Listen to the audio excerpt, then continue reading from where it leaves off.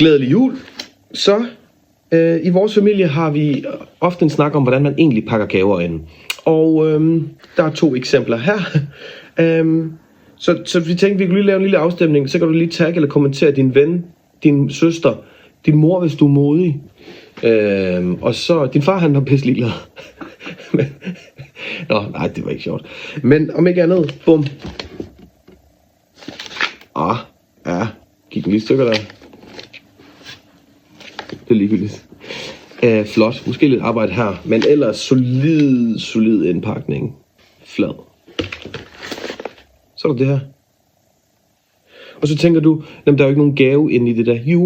Jo, det er der. Desværre. Så hvil i fred til dem, der får den. Men om ikke andet, tag din bror, søster, mor, en eller anden. Og så start den gode stemning allerede nu. I skal nok blive venner igen. God jul fra os i Trilling.